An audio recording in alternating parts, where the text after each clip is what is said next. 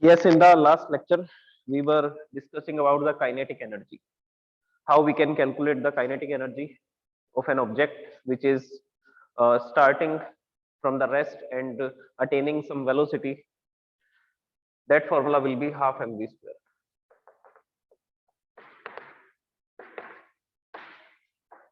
That formula is half mv square. So this formula is used when object is initially at rest and it is moving with velocity v at some point, then its energy will be half mv square. And if object is uh, initially in motion, then we are doing work on that object and its energy will increase. So there will be change in kinetic energy. Change in kinetic energy, or you can say that work done on the object in increasing its kinetic energy from half mu square to half mv square. This formula is used when object is initially at moving some speed, and that speed we say small u, and we are doing work on the object and its velocity will become v, and we are applying the force in the direction of motion. So this will be the example of positive work done. अगर किसी object पे positive work done होगा, then its kinetic energy will increase. तो change in kinetic energy positive आएगा. Change in kinetic energy अगर positive आ रहा है तो इसका सीधा सा मतलब ये है कि वर्क डन जो है वो मोशन की डायरेक्शन में ही किया जा रहा है, जिससे उसकी काइनेटिक एनर्जी इंक्रीज हो रही है. लेकिन अगर वर्क डन अपोजिट डायरेक्शन में किया जाए तो ये ऑब्जेक्ट इस डायरेक्शन में मूव कर रहा था, हमने इस पर फोर्स लगाया, जैसे कि ब्रेक फोर्स होता है, brake force will do the work in the opposite direction of motion, and due to the negative work its kinetic energy will decrease. अभी पहले इसकी काइनेटिक एनर्जी थी हाफ mu स्क्वायर, बाद में इसकी काइनेटिक एनर्जी हुई हाफ mv स्क्वायर. तो अगर काइनेटिक एनर्जी कम हो रही है तो स्मॉल वैल्यू पहले आएगी और बिगर वैल्यू बाद में आएगी. तो जब आप इसको माइनस करोगे तो ये नेगेटिव आएगा. तो change in kinetic energy negative आएगा. Change in kinetic energy negative आने का मतलब है कि आपने नेगेटिव वर्क डन किया. ओके, तो ये दो तीन फॉर्मूलाज हैं जो आपको याद रखने हैं, जो डिफरेंट डिफरेंट न्यूमेरिकल्स के अंदर काम आएंगे. एक न्यूमेरिकल हमने डिस्कस भी किया था, that A motor bike of 100 kilogram is moving with initial velocity 36 kilometer per hour, and the engine is doing the work on the motorbike and its velocity will increasing to 72 kilometer per hour. तो एक motor bike थी जो 100 kilogram की थी और पहले 36 kilometre per our की speed से मूव कर रही थी. फिर उस पर इंजन ने वर्क डन किया तो 72 किलोमीटर पर आवर की स्पीड से मूव करना स्टार्ट कर देती है. तो उसकी वेलोसिटी क्या हो रही थी? इंक्रीज हो रही थी. तो जब उसकी वेलोसिटी 36 किलोमीटर पर आवर थी तब हमने कैलकुलेशन की थी कि ये जो मोटर बाइक है इसकी काइनेटिक एनर्जी है 5000 जूल, और जब इसकी वेलोसिटी कितनी हो जाती है 72 किलोमीटर पर आवर हो जाती है तो उस समय पर हमने इसकी काइनेटिक एनर्जी कैलकुलेट की थी 20,000 जूल. तो कितने का वर्क डन होगा? तो आंसर है 15,000 जूल का वर्क डन होगा, positive work done. So its energy is 5000 joule and the work is done in the direction of motion. So this is the example of positive work done, and if positive work is done on the object then its energy will increase. तो इसकी energy 5000 से बढ़ करके 20000 हो रही है. कितने का चेंज हो रहा है? 20000 का चेंज हो रहा है. और जो चेंज हो रहा है 15000 का चेंज हो रहा है. 5000 से 20000 हो रही है, 15000 का चेंज हो रहा है. वही 15000 का जो चेंज इन काइनेटिक एनर्जी है दैट इज वर्क डन. तो कल हमने इसको डिस्कस किया था. अभी इसमें एक चीज और है, एक क्वेश्चन मैं आपको बताता हूं. That question is, if the velocity is doubled then what will be the kinetic energy of the object? So next question is, if velocity of object is doubled,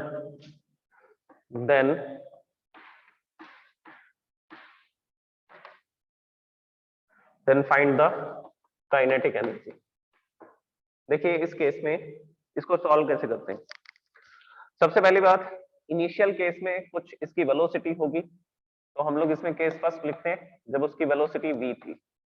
so here we are considering that object is moving with v velocity. So it's kinetic energy. इस case में जो kinetic energy आ रही है उसको मैं K1 से लिख रहा हूँ, और काइनेटिक एनर्जी का फॉर्मूला क्या होगा, half mv²। So this is the kinetic energy in this case. जो ऑब्जेक्ट है उसका मास m है और वो v वेलोसिटी से मूव कर रहा है, तो ये उसकी काइनेटिक एनर्जी होगी। अब आपको बोला जा रहा है कि इसकी वेलोसिटी को क्या किया जा रहा है, डबल किया जा रहा है। तो k सेकंड में हम लोग लिखते हैं वेलोसिटी इज डबल्ड। तो पहले अगर इसकी वेलोसिटी v थी, now its velocity will become 2v, double हो गई, 2v होगी वेलोसिटी। अब इस केस में काइनेटिक एनर्जी कैलकुलेट करते हैं। काइनेटिक एनर्जी का फॉर्मूला लगाते हैं, k2 से लिखेंगे। अब सेकंड केस के लिए कर रहे हैं तो हाफ m, और वेलोसिटी की जगह पे क्या लिखा जाएगा, 2v। So this is the new velocity, और वेलोसिटी का क्या करना होता है, स्क्वायर करना होता है। ये रहा जनरल फॉर्मूला, हाफ mv²। तो जो भी वेलोसिटी आपको क्वेश्चन में गिवन है उसका क्या करना है, स्क्वायर करना है। तो जब हम इसका स्क्वायर करेंगे तो देखिए क्या वैल्यू आ जाएगी। So this will be half into m into 4v²। So this will be k2 is equal to 4, इसको 4 को आगे लिख देते हैं, और ये हो जाएगा हाफ mv²। तो देख लीजिए कितने टाइम्स हो चुकी है।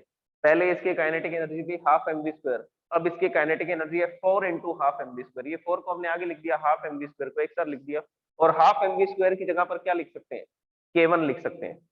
तो जब मैं इसके प्लेस पे k1 लिखूंगा, so the kinetic energy will be 4 times of the initial kinetic energy. तो देख लीजिए ये हाफ mv² है, इसके प्लेस पर हम क्या लिख देंगे, k1 लिख देंगे। तो इस कैलकुलेशन से ये समझ में आया कि वेलोसिटी को डबल करने से काइनेटिक एनर्जी 4 टाइम्स हो जाती है। वेलोसिटी को डबल करने से काइनेटिक एनर्जी कितनी हो जाएगी, 4 टाइम्स हो जाएगी। ओके, अब इसके बाद में एक कैलकुलेशन और करते हैं, एक न्यूमेरिकल मैं आपको बताता हूं, फिर उसको हम लोग डिस्कस करते हैं। That numerical is an object of mass 15 kilogram is moving with a velocity of 4 meter per second. What is the kinetic energy possessed by the object? 15 kilogram का ऑब्जेक्ट है और 4 मीटर पर सेकंड से move कर रहा है।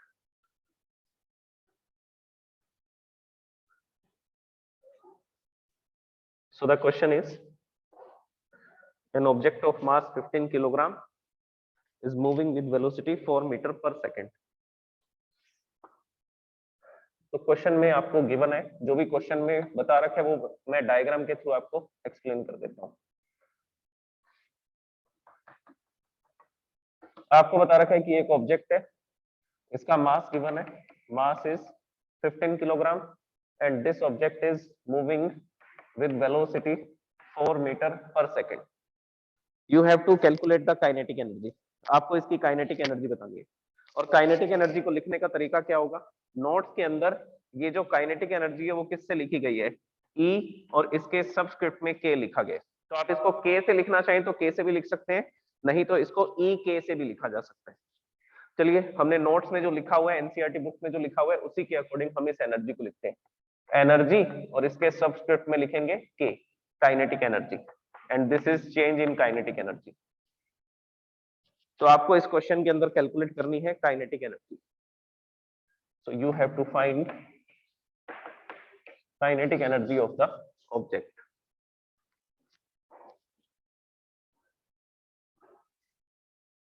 हाँ जी, इसकी काइनेटिक एनर्जी कैलकुलेट करनी है, और ये काइनेटिक एनर्जी कैलकुलेट करने के लिए आपको सारी क्वांटिटीज इस क्वेश्चन में गिवन है। तो बस वैल्यूज ही तो पुट करनी है, वैल्यूज पुट करके हम इजीली इसको सॉल्व कर सकते हैं। फॉर्मूला कौन सा अप्लाई करेंगे, फॉर्मूला ये वाला अप्लाई करेंगे। आपको ऑब्जेक्ट बता रखा है, मास बता रखा है, और डायरेक्ट आपको वेलोसिटी गिवन है, और पूछा जा रहा है कि इस समय पर इसकी वेलोसिटी क्या है, इस समय पर इसकी काइनेटिक एनर्जी क्या है। So in answer we will write kinetic energy is equal to half mv²। ये फॉर्मूला तब अप्लाई करना होगा जब क्वेश्चन में इनिशियल और फाइनल वेलोसिटी दोनों गिवन होगी। जब क्वेश्चन में दोनों वेलोसिटी बता रखी है, बोल रखा है कि पहले वेलोसिटी इतनी थी बाद में इतनी हो गई, उस केस में आप ये वाला फॉर्मूला यूज करेंगे। अदरवाइज फर्स्ट फॉर्मूला लगाना है, half into mass, mass is given 15 kilogram and velocity is 4, so this will be 4 square sorry, half into 15 into 16, 4 square करोगे तो 16 आ जाएगा, ये कैंसिल होगा 8 times, 8 to the 16, so this will be 15 into 8, 15 into 8 करोगे तो ये जो आंसर है ये आ जाएगा 120 joule, so this answer will be 120 joule. तो ऑब्जेक्ट के पास कितनी काइनेटिक एनर्जी होगी, 120 जूल की काइनेटिक एनर्जी होगी।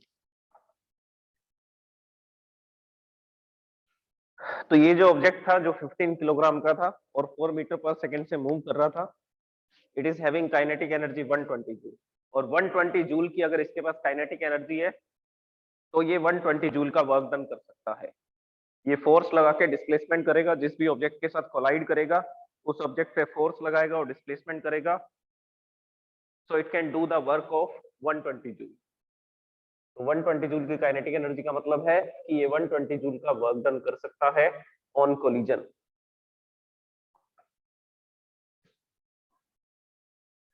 नेक्स्ट क्वेश्चन, नेक्स्ट क्वेश्चन में हम लोग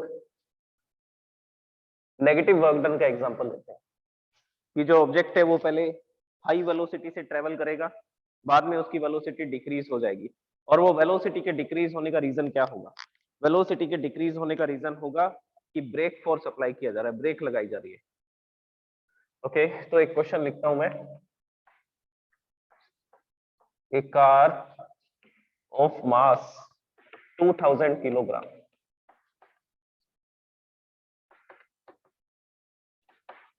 is moving with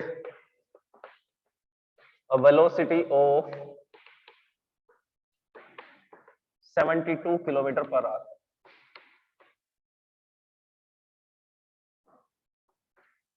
Suddenly brakes are applied.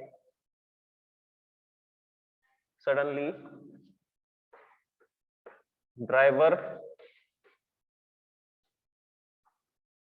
apply the brakes. Suddenly driver applies the brakes and its velocity becomes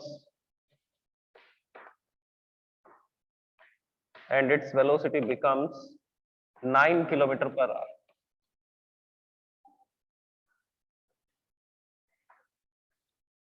Calculate the work done by the brake force.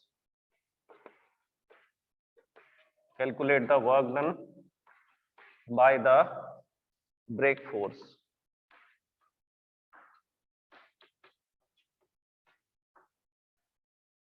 तो ये negative work done का example है। इसमें जो W आएगा, change in kinetic energy आएगी, वो negative आएगी। Change in kinetic energy negative आने का मतलब ये है कि ऑब्जेक्ट की एनर्जी डिक्रीज हो रही है। तो देखिए अब इसमें क्वेश्चन में क्या क्या गिवन है, पहले उन क्वांटिटीज को लिखते हैं। सबसे पहले आपको इस क्वेश्चन के अंदर मास गिवन है, जो ऑब्जेक्ट है वो 2000 किलोग्राम के, अब वो किसी भी वेलोसिटी से चले इसका मास 2000 किलोग्राम ही रहेगा, मास तो चेंज होगा नहीं। इनिशियल वेलोसिटी आपको गिवन है 72 kilometre per our, so u is given 72 kilometre per our. इसको मीटर पर सेकंड में कन्वर्ट करेंगे, SI यूनिट में सॉल्व करेंगे क्वेश्चन को। 72 इंटू 5/18, ये मैंने आपको कल भी बताया था कि 5/18 से हम लोग क्यों मल्टीप्लाई करते हैं, मीटर पर सेकंड, फिर हम इसको मीटर पर सेकंड में लिख सकते हैं। ये 4 टाइम्स इससे कैंसिल होगा, 4 into 5, so the initial speed of the car is 20 metre per second. Final speed is 9 kilometre per hour, so this will be 9 into 5/18, so this will be cancel out by 2, 9 to the 18, 5 divide by 2, 5 divide by 2 is 2.5 meter per second, so this is the initial speed, this is the final speed, and this is the mass given of the car। अब break apply किया जा रहा है तो negative work done होगा, motion के opposite direction में work done होगा, जिससे उसकी काइनेटिक एनर्जी कम होगी। ओके, तो अब हम इसमें फॉर्मूला अप्लाई करते हैं, फॉर्मूला जिसमें हम लोग वर्क डन कैलकुलेट करेंगे या change in kinetic energy calculate करेंगे। So this will be half mv² minus half mu²। Values put करते हैं, इसमें वैल्यूज पुट करेंगे, so this will be 1/2 mass is given 2000, velocity final velocity is 2.5, So here 2.5 square minus half into 2000 into initial speed is 20। देखिए students यहाँ पर गड़बड़ कर जाते हैं इन क्वेश्चंस के अंदर। फाइनल स्पीड कितनी है? फाइनल स्पीड 2.5 है, तो फाइनल यहाँ 2.5 लिखा जाएगा। इनिशियल कितनी थी? पहले 20 थी, तो यहाँ 20 लिखा जाएगा। तो इन वैल्यूज को अगर आप चेंज कर देंगे तो फिर आंसर तो आ जाएगा, लेकिन वो पॉजिटिव आएगा, आना चाहिए था नेगेटिव। ओके, अब इसको सॉल्व करते हैं। सॉल्व करने पर आपको पता है कि ये कैंसिल हो जाएगा, 2002 से ये आ जाएगा 1000, तो यहाँ पे रह गया 1000 मल्टीप्लाई बाय 2.5। 2.5 का स्क्वायर करोगे दिस विल बी 6.25। 25 का जो स्क्वायर होता है वो आपको पता है कितना है? 625 होता है, और पॉइंट एक डिजिट के बाद है तो 2.5, तो यहाँ पर कितने डिजिट के बाद पॉइंट आएगा? 2 डिजिट्स के बाद। ओके, माइनस फिर से ये कैंसिल हो जाएगा, 2 से 2000 ये 1000 आ जाएगा, 1000 into 400, 20 square is 400, so this will be 1000 into 400। इसको सिंप्लीफाई करेंगे, मल्टीप्लाई करोगे, मल्टीप्लाई करने पर आएगा 6250 माइनस 30 यहाँ पे, 20 यहाँ पे, टोटल 50 हो जाएगी। सो दिस इज 4 लाख, तो ये आ जाएगा 4 लाख। तो पहले उसकी काइनेटिक एनर्जी कितनी थी उस कार की? 4 लाख जूल की काइनेटिक एनर्जी थी। जब ब्रेक लगाया तो उसकी काइनेटिक एनर्जी होगी 6250। अब इसको आप माइनस करोगे, माइनस करने पर आपको आंसर मिल जाएगा, नेगेटिव आंसर आएगा 3,93,750, and this is the negative work done, so W is minus 3,93,750 joule, so this is the answer। तो ब्रेक फोर्स को इतना वर्क डन करना पड़ता है एक 2000 किलोग्राम की कार को 72 किलोमीटर पर आवर से 9 किलोमीटर पर आवर की स्पीड पे लाने के लिए। ओके, तो कार जब मूव करती है 2000 किलोग्राम की कार, तो उसके पास काइनेटिक एनर्जी काफी ज्यादा होती है। अगर वो 72 की स्पीड से मूव कर रही है तो उस केस में उसके पास 4 लाख जूल की एनर्जी है। तो 4 लाख जूल की एनर्जी से अगर वो मूव कर रही है और जिस भी ऑब्जेक्ट से या पर्सन से टकराएगी तो इतनी हाई काइनेटिक एनर्जी के कारण वो इस पे वर्क डन करेगी, और इतनी ज्यादा एनर्जी से अगर ये कार किसी भी ऑब्जेक्ट से या किसी भी पर्सन से या किसी भी एनिमल से टकराती है तो जो इफेक्ट आएगा वो बहुत ही खराब होगा। ओके, तो ये काइनेटिक एनर्जी है, चेंज इन काइनेटिक एनर्जी। आप इसको W भी लिख सकते हैं और इसको क्या लिख सकते हैं? इसको लिख सकते हैं चेंज इन काइनेटिक एनर्जी, ये भी लिखा जा सकता है। Change in kinetic energy negative आ रहा है, मतलब कि काइनेटिक एनर्जी डिक्रीज हो रही है। ऑब्वियसली अगर वेलोसिटी डिक्रीज होगी तो काइनेटिक एनर्जी भी क्या होगी? डिक्रीज ही होगी।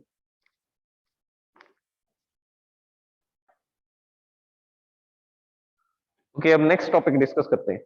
नेक्स्ट टॉपिक है potential energy. Potential energy, mechanical energy के दो टाइप थे ना। Mechanical energy is of two types, kinetic energy and potential energy. तो काइनेटिक एनर्जी भी मैकेनिकल एनर्जी ही है और पोटेंशियल एनर्जी भी मैकेनिकल एनर्जी ही है, क्योंकि दोनों तरह की एनर्जीज मैकेनिकल वर्क डन कर सकती हैं। अगर किसी ऑब्जेक्ट के पास काइनेटिक है या पोटेंशियल एनर्जी है तो वो दोनों ही मैकेनिकल वर्क डन कर सकते हैं ऑब्जेक्ट। ओके, अब पोटेंशियल एनर्जी के बारे में डिस्कस करते हैं।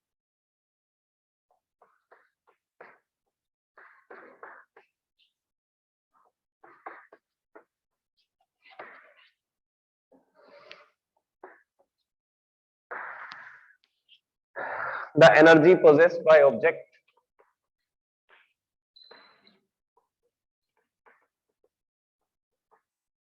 energy possessed by object due to its position,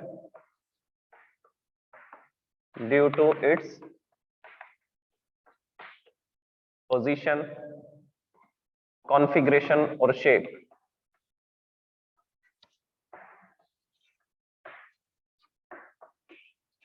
due to its position, configuration or shape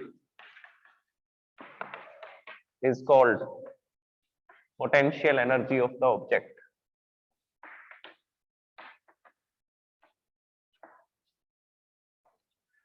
किसी भी ऑब्जेक्ट की पोजीशन के कारण, उसके कॉन्फ़िगरेशन या शेप के कारण उसके पास जो एनर्जी होती है उसको पोटेंशियल एनर्जी बोलते हैं। अब मैं आपको ये दोनों तीनों एग्जांपल क्लैरिफाई कर दूंगा कि पोजीशन के कारण कैसे पोटेंशियल एनर्जी हो सकती है, कॉन्फ़िगरेशन या शेप के कारण क्यों होती है पोटेंशियल एनर्जी। इसके बाद में ये जो पोटेंशियल एनर्जी है इसको भी हम लोग किस में मेजर करेंगे, जूल में ही मेजर करेंगे। एनर्जी का ही टाइप है और सब तरह की एनर्जीज को किस में मेजर किया जाता है, जूल में ही मेजर किया जाता है। तो ऐसा यूनिट इसकी भी जूल होगी। और इसका जो सिंबल है, रिप्रेजेंटेशन है, रिप्रेजेंटेशन होगा ई और इसके सबस्क्रिप्ट में लिखेंगे पी। तो ईपी लिखा होगा तो इसका मतलब है कौन सी एनर्जी की बात की जा रही है, पोटेंशियल एनर्जी। नहीं तो जनरली पोटेंशियल एनर्जी को किससे लिखा जाता है, जनरली पोटेंशियल एनर्जी को कैपिटल यू से लिखा जाता है। एनसीईआरटी बुक में पोटेंशियल एनर्जी को इससे लिखा गया, ईपी से लिखा गया, ईपी पोटेंशियल एनर्जी। नहीं तो इसका सिंबल क्या होता है, यू भी होता है। तो पोटेंशियल एनर्जी को आप यू से भी लिख सकते हैं, ईपी से भी लिख सकते हैं, दोनों तरीके से लिखा जा सकता है। अब सबसे पहली बात इसमें दिया गया है पोजीशन के कारण एनर्जी, तो पोजीशन को चेंज कर देते हैं। देखो पोजीशन के कारण जो एनर्जी होगी ना, वो एनर्जी इलेक्ट्रोस्टैटिक फील्ड में होगी, मैग्नेटिक फील्ड में होगी या फिर ग्रेविटेशनल फील्ड में होगी। अभी हम लोग ग्रेविटेशनल फील्ड की बात करते हैं। अगर मैं ग्रेविटेशनल फील्ड में किसी ऑब्जेक्ट की पोजीशन को चेंज करता हूं तो उसके अंदर पोटेंशियल एनर्जी स्टोर हो जाती है। वो क्यों हो जाती है उसको अब ध्यान से समझिए। अब पोजीशन के कारण जो एनर्जी होगी उसको बोलेंगे ग्रेविटेशनल पोटेंशियल एनर्जी। जैसे हमारे पास ये एक ऑब्जेक्ट था जो इस ग्राउंड पे रखा गया था, इस जगह पर ये जो ऑब्जेक्ट है इसका मास है m, तो m मास का ऑब्जेक्ट है। यहाँ पर ये डाउनवर्ड डायरेक्शन में एक फोर्स एक्सपीरियंस करता है जिसको वेट फोर्स बोलते हैं या ग्रेविटेशनल फोर्स बोलते हैं।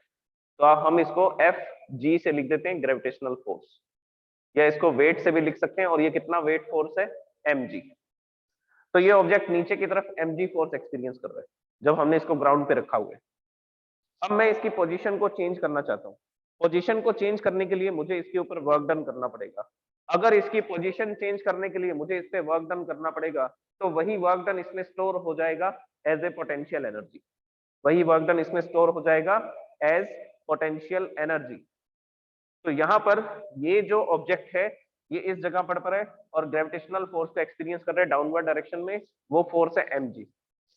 अब मेरे को इस ऑब्जेक्ट को ऊपर की तरफ मूव करना है, तो ऊपर की तरफ मूव करने के लिए मेरे को बैलेंस फोर्स, इस फोर्स को बैलेंस करना पड़ेगा। बैलेंस करने के लिए मैं अपवर्ड डायरेक्शन में फोर्स लगाऊंगा और वो फोर्स किसके इक्वल होगा, वो फोर्स वेट फोर्स के इक्वल होगा mg। तो इस केस में नेट फोर्स 0 हो जाएगा और नेट फोर्स 0 के इफेक्ट में ऑब्जेक्ट कोई वेलोसिटी गेन नहीं करेगा, धीरे धीरे इसकी पोजीशन क्या होनी शुरू हो जाएगी, चेंज होनी स्टार्ट हो जाएगी। तो हमने क्या किया, mg फोर्स लगाया और इस ऑब्जेक्ट को किस तरफ मूव करना स्टार्ट किया, अपवर्ड डायरेक्शन में मूव करना स्टार्ट किया। तो मैंने इस पर फोर्स लगाया mg और ये ऑब्जेक्ट की पोजीशन यहाँ पर आ चुकी है, ये इसकी नई पोजीशन है। तो पहले ये a पोजीशन पर था, अब ये b पोजीशन पर है और कितना डिस्प्लेसमेंट किया, वो डिस्प्लेसमेंट को आप x से लिख सकते हैं, h से भी लिख सकते हैं। तो हाइट से लिख देते हैं, height attain by the object. तो जब इस ऑब्जेक्ट को मेरे को a पोजीशन से b पोजीशन पर लेकर के जाना था तो मुझे इसके ऊपर वर्क डन करना पड़ा। वो वर्क डन कैसे कैलकुलेट करेंगे, वो वर्क डन कैलकुलेट करेंगे फोर्स इनटू डिस्प्लेसमेंट से। अब आप ये बताइए कि फोर्स और डिस्प्लेसमेंट क्या सेम डायरेक्शन में है क्या, तो आंसर है यस, फोर्स और डिस्प्लेसमेंट तो सेम डायरेक्शन में है। अगर मैं इसको अपवर्ड डायरेक्शन में लेकर के जा रहा हूं, ये तो ग्रेविटेशनल फोर्स है और ये है एक्सटर्नल फोर्स जो मेरे को अप्लाई करना पड़ा इसको अपवर्ड डायरेक्शन में मूव करने के लिए।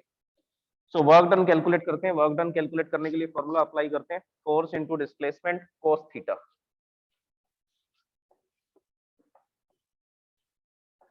सो work done is equal to force into displacement cos theta. अब वैल्यूज पुट करते हैं। इस डायग्राम के अकॉर्डिंग फोर्स कितना अप्लाई करना पड़ेगा इस ऑब्जेक्ट को अपवर्ड डायरेक्शन में मूव करने के लिए, mg। जितना वेट फोर्स है मिनिमम आपको इतना फोर्स तो लगाना ही पड़ेगा इसको मूव करने के लिए। So force is mg and displacement multiply by this is the force, ये फोर्स की वैल्यू पुट की है मैंने। डिस्प्लेसमेंट, डिस्प्लेसमेंट आपको यहाँ दिख रहा है, ये ऑब्जेक्ट पहले यहाँ था, यहाँ से यहाँ पर जा चुका है, तो मतलब कितना डिस्टेंस ट्रेवल कर चुका है ये h। So H is the displacement. और डायरेक्शन है सेम, तो 0 डिग्री आएगा। फोर्स और डिस्प्लेसमेंट दोनों एक ही लाइन ऑफ एक्शन पे हैं। जिस डायरेक्शन में फोर्स अप्लाई हो रहा है उसी डायरेक्शन में क्या हो रहा है, डिस्प्लेसमेंट हो रहा है। तो जो फोर्स की डायरेक्शन है वही डिस्प्लेसमेंट की डायरेक्शन है। तो एक्सटर्नल फोर्स कितना वर्क डन कर रहा है इससे, एक्सटर्नल फोर्स कितना वर्क डन कर रहा है वो हम लोग लिखेंगे एफ एस कोस 0 डिग्री से, because force and displacement are in the same direction, so the angle between the force and displacement is 0. cos 0 की वैल्यू क्या होती है, 1. so this will be mg h, mg into h, mg h, और cos 0 degree क्या है, 1. तो work done क्या आ जाएगा, वर्क डन आ जाएगा mg h. this work done will be stored in the object as the potential energy. यही वो work done है जो किसमें स्टोर होगा, जो इस ऑब्जेक्ट में स्टोर होगा एज ए पोटेंशियल एनर्जी। अब ये जो ऑब्जेक्ट था ये इस पोजीशन पे पड़ा था, मैंने इसकी पोजीशन को यहां से यहां पर कर दिया, तो ऐसा करने में मेरे को वर्क डन करना पड़ा। तो ये इस ऑब्जेक्ट को इस पोजीशन से यहां तक ले जाने में मेरे को ऊपर की तरफ फोर्स लगाना पड़ रहा है और डिस्प्लेसमेंट करना पड़ रहा है। So force into displacement, I am doing the work on this object. If I am doing the work on this object,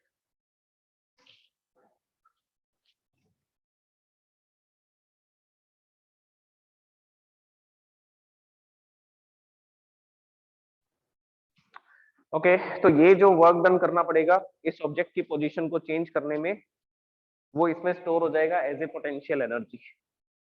मैं आपको बता रहा था कि ये ऑब्जेक्ट इस पोजीशन पे था, तो मेरे को इसको यहां से यहां ले जाने के लिए अपवर्ड डायरेक्शन में फोर्स लगाना पड़ा और अपवर्ड डायरेक्शन में ये डिस्प्लेस हो रहा है। अब ये ऑब्जेक्ट यहां पर रहेगा तो इसके अंदर कुछ एनर्जी रहेगी। मान लीजिए इसको यहां से यहां तक लाने में मैंने इस पर 10 जूल का वर्क किया, वो 10 जूल का वर्क इसकी पोटेंशियल एनर्जी की फॉर्म में इसमें स्टोर रहेगा। अब जैसे ही रिलीज करेंगे ये पोटेंशियल एनर्जी फिर किसमें बदलेगी, काइनेटिक एनर्जी में, और जाकर के ये सरफेस से कोलाइड करेगा और स्ट्राइक करने के बाद वो एनर्जी हीट की फॉर्म में, वाइब्रेशंस की फॉर्म में आगे ट्रांसफर हो जाएगी। वो कोलिजन के बाद क्या होगा वो अलग चीज है, लेकिन अभी पोजीशन चेंज करने से इसमें क्या स्टोर हो रही है, एनर्जी स्टोर हो रही है, और उस एनर्जी को पोटेंशियल एनर्जी बोलते हैं। So this is how we can store the potential energy. Position के कारण ये एनर्जी स्टोर की गई है। फिर इसमें आएगा कॉन्फ़िगरेशन के कारण। कॉन्फ़िगरेशन के कारण भी हम इसमें एनर्जी स्टोर कर सकते हैं।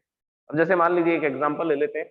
एग्जांपल ये है कि 5 किलोग्राम का ऑब्जेक्ट है और इसको 2 मीटर की हाइट तक रेज किया जा रहा है। तो इस केस में इस ऑब्जेक्ट के पास कितनी पोटेंशियल एनर्जी होगी, तो यहाँ पर कैलकुलेट कर लेते हैं। पोटेंशियल एनर्जी का फॉर्मूला क्या होगा, वर्क डन का फॉर्मूला mgh है, वही पोटेंशियल एनर्जी इसमें स्टोर होगी।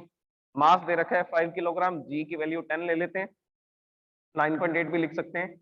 h आपको दे रखा है 2 मीटर, 5 इंटू 2 10, 10 इंटू 2 10 इंटू 10 100, तो 100 जूल का इसके ऊपर वर्क डन हो रहा है, और ये 100 जूल का वर्क डन इसमें स्टोर हो जाएगा एज पोटेंशियल एनर्जी। तो जब मैं 5 किलोग्राम के ऑब्जेक्ट को 2 मीटर की हाइट पर लेकर के जाता हूँ तो मुझे 100 जूल का वर्क डन करना पड़ता है इस 5 किलोग्राम के ऑब्जेक्ट को 2 मीटर की हाइट तक ले जाने के लिए। और ये जो 100 जूल का मैंने वर्क डन किया वो इसमें as a potential energy store हो जाएगा। तो अभी इस पोजीशन पर इस ऑब्जेक्ट की पोटेंशियल एनर्जी होगी 100 जूल। ओके तो ये तो पोजीशन के कारण स्टोर हुई एनर्जी। दूसरा कॉन्फ़िगरेशन या शेप के कारण कैसे स्टोर हो सकती है उसको डिस्कस करते हैं।